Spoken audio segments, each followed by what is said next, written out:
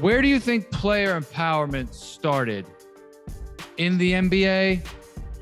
I mean, we're here in 2022, but where did that term, how did we get where we are right now? Right. Like everything else, and again, I think you might have to add to this because it's going to land somewhere and we're going to start coming up with this as we go a little bit. But I almost think this is circumstantial and it was seen coming. And the term is after it was already snowballing. So blank or at first in a vacuum, you're going to go the decision. But is that really it? I think you might be able to go back to the fight between Jordan and Jerry Krause. Or you could go back to Celtics and bird rights. But that was more for the team to retain a player. But still, that's where you start at.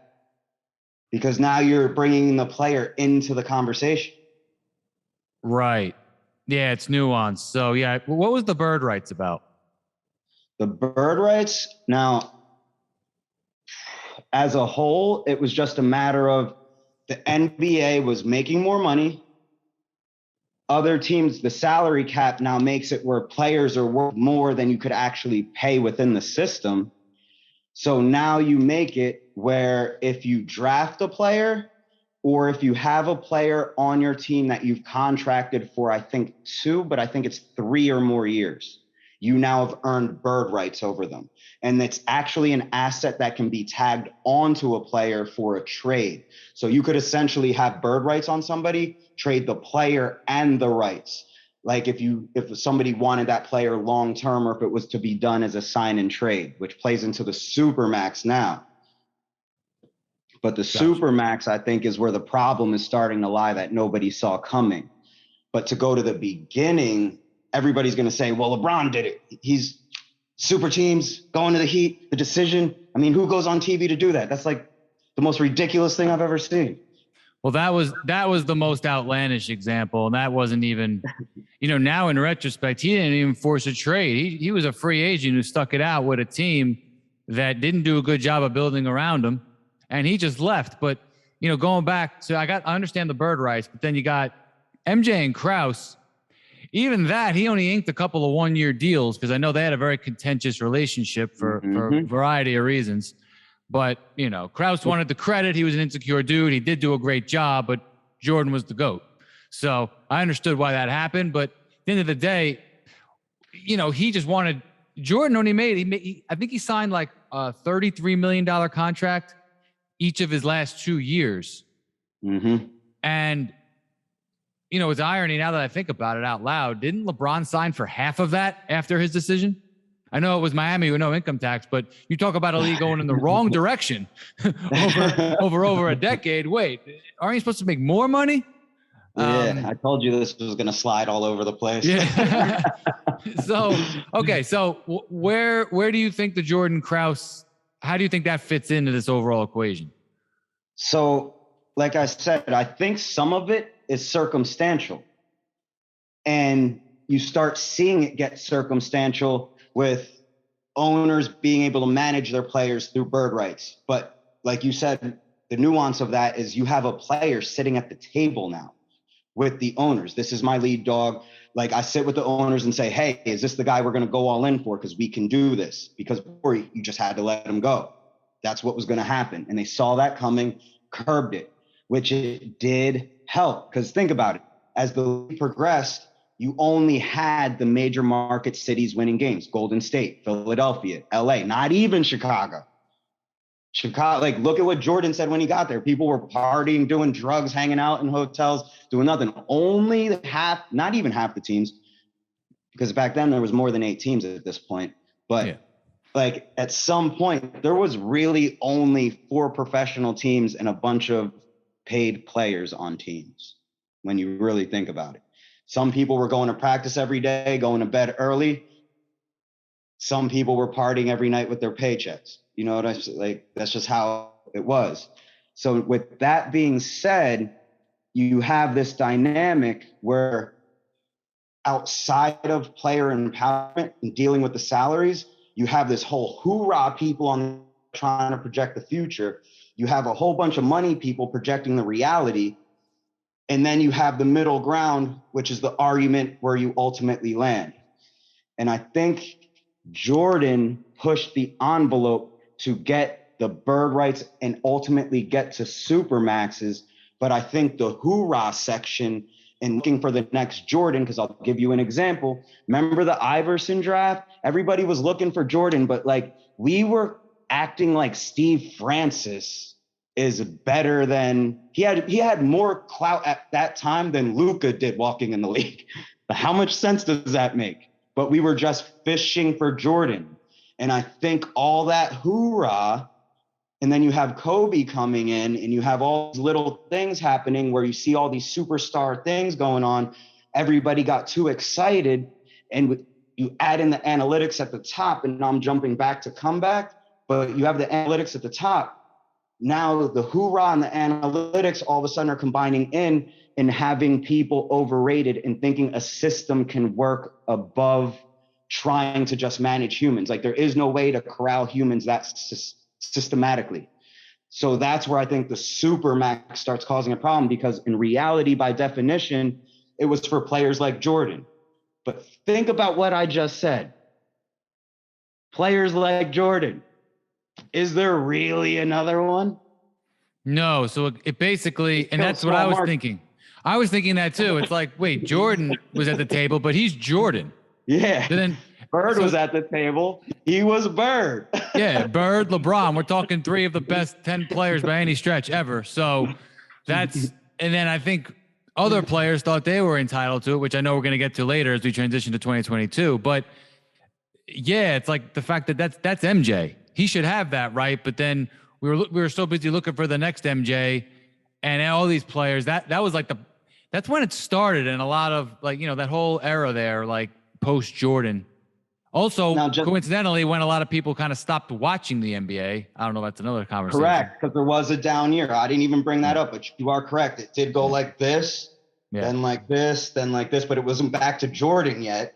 Right. It was more like a dip, then Iverson, and that, because that draft class was one of the best draft classes ever without having, did they have a top 10 player? I forget. Duncan. Was Duncan in that one? No, that was way earlier. Yeah. I forget the draft off the top of my head. But that draft was stacked. But at the end of the day, I think what you're going, like you're seeing it now. So like, look at Russell Westbrook, right? Like, oh, well, maybe a team can eat his contract and it's somebody who can just sell tickets and tank at the same time. But it's like, do you not hear what you just said? The Supermax as a whole, by definition, was just like, when it came out, I was like, that's genius. The small teams can play into it. But we didn't factor in there was a trend of sign and trades going up before the Supermax. So the Supermax just escalated a pre-existing problem we didn't acknowledge and should have saw coming. So now you set up a system that sets up small market cities to just sell tickets, or sell tickets for 2 years and then end up like Brooklyn right now, where you have a guy on a 4-year contract saying, I want to be traded. You've never seen that before. 4 years on a deal, I want to be traded. You're a top 3 player in the league, arguably. Yeah, and so let's backtrack a second. We'll get back there. So another guy, you brought him up, and I was actually thinking about him right before, was Kobe. Now, again, another top 10 player of all time. Unless I'm in a hating mood, then I'll put him 12 or something. But another top 10 player all time. All right. Now, Kobe, he flexed his muscle too. Remember about 2005, 2006, he was frustrated with infamously Smush Parker and some of those guys. And he was demanding to be traded after him and Shaq had gotten into it. Now, why did him and Shaq get into it? Well, they got into it because Kobe was a loner who did his own thing, wasn't a great team guy, didn't pass the ball enough. Shaq was an all-time great, another top 12 player all-time who didn't fulfill his best potential because he didn't work hard enough. So they had a natural conflict. That reached a boiling point in the 2004 finals. So he eventually wins that, but then he has the stones to say, hey, you don't get me some guys, I want to be out of here. And then they got Pau Gasol, they swung Odom, and they got that deal. people thought it was a ripoff at the time. It actually was a pretty good deal for the Grizzlies. But bottom line is Kobe used that. He used his muscle there. And I think that's part of this conversation a little bit. But again, every person I'm bringing up, and I'm doing it for kind of a reason here, is they're all top 12 players of all time. And now we're in an era where, and then you go to the decision, which again got so criticized for a lot of reasons. He was very passive aggressive. He had to play it for the, he had to wait a half hour. He had to wear that weird shirt. He had to do it with Jim Gray.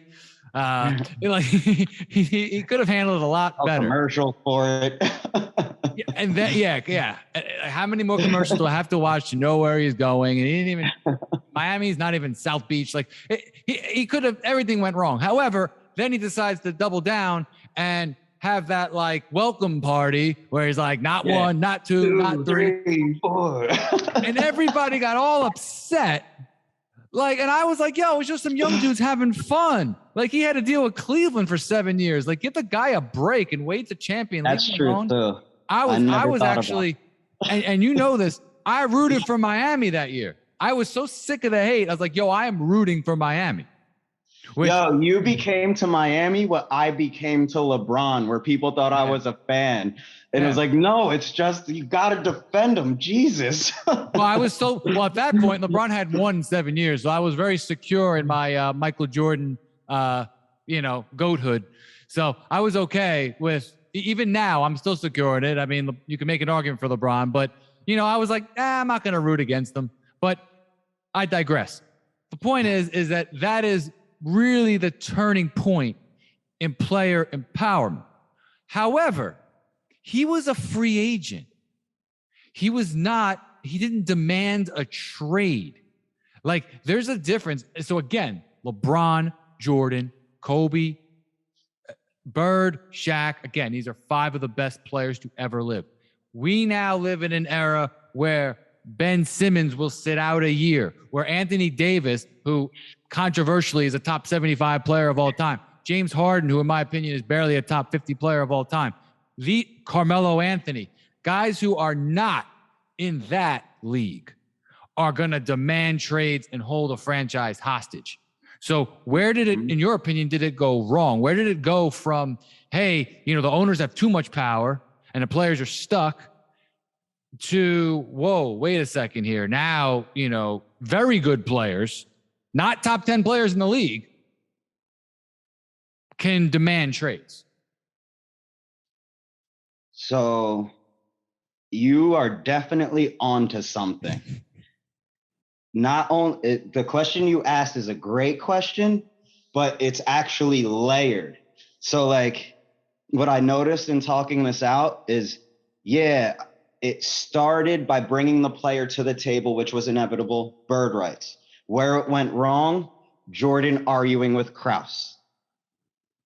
So then it goes to, and side note, we can have another discussion about this and film it. You made a great point for another discussion.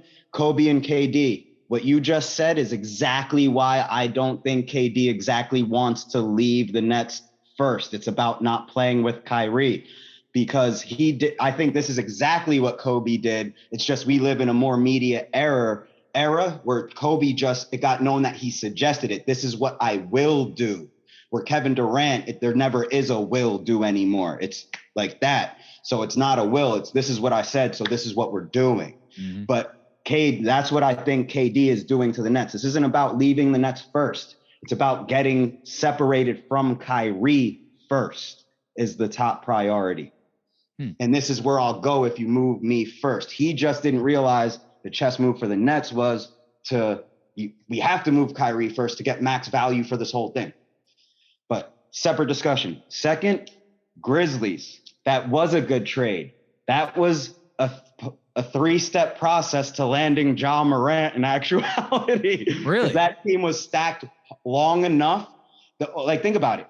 That team, because of that trade, ended up being to compete for the playoffs. They had a hometown team they loved. They loved Zach Randolph. They loved Marcus Gasol. And they built it up off of the love of the city. So that you bring in a Mike Conley, you bring in these culture guys. They were a culture team for the last 15 years. Yeah, my favorite defender. 15 years and nobody knew it. And remember what I've been saying about culture the last fucking 3 months? Oh, sorry. It's all good, man. Remember what I was saying about culture the last 3 months? Yeah. They were ahead of the game. Yeah. But that's why they're so solid at the core right now. But separate discussion. Good point, though. But now you get to the overall bad, back to this issue, player empowerment. The overall bad, the snowball that started rolling downhill to make this worse was the decision. But the decision didn't start it. But what makes the decision okay, because it's also the good, is because LeBron owned it. So like you said, you can see who the abusers are, and there's definitely a trend, and you see who LeBron is. But then there's also the circumstantial damage of the trend, which sets up the baseball contracts. Baseball doesn't have a salary cap. The other sports do. But yet they have the backloaded contracts like baseball. So again, I think the salary cap is part of the problem of what's making this worse. And the people that set it up are the owners. So really, they're complaining about it, but they're the foundation piece to why it's so messed up. Because at the end of the day, if you stop making everything about selling tickets first, which yes, it's important, everybody needs to sell them, but I mean selling them in comparison to every other city and keeping it relative to money to the league and understanding a dollar goes further in this state than this state, in this city, in this city. You know what I mean? Yeah. Like baseball doesn't have a salary cap, but you know what they do? They share more revenue because the Yankees and Dodgers and the Red Sox know if there's nobody to play, there's no party to have.